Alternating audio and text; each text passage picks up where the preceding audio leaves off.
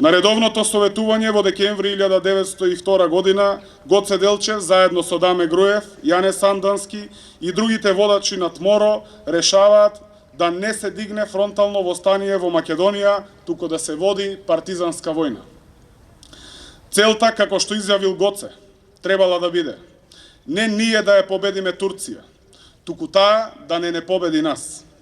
Во јануари 1903 Делчев отворено се изјаснува против кревање на востание во Македонија. Таа година подоцна познато како Илинденско востание. Според неговото црсто убедување, таквиот чекор би бил неподготвен и преран. Задушувањето на Илинденското востание од страна на османлиските поробувачи покажа дека Делчев бил сосема во право.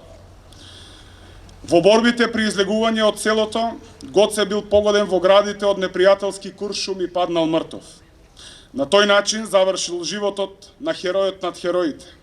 А еден сон остана недосонуван, еден сон не доживеа да стане јаве. Тоа јаве го живееме ние.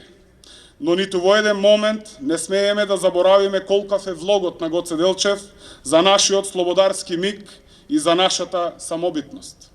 Останува по кој знае кој пат да повториме и да потврдиме дека Гоце Делчев беше војник за слободата, стратег и професионален револуционер. Ум со висок капацитет и широчина и човек со брилијантна визионерска обдареност. Гоце не само што гледаше кон иднината, туку и чекореше кон неа. Делчев ќе остане запаметен и по неколку негови легендарни мисли, кои остануваат да сведочат за неговата генијалност и да бидат огледало за неговиот лик и дело. Во оваа прилика ќе издвојам само една во која тој вели: Македонија има своји интереси и своја политика. Таа им припаѓа на сите македонци. Оној што сака да ја присоедини кон Бугарија или кон Грција, тој може да се мисли за добар бугарин или добар грк, но не и за добар македонец.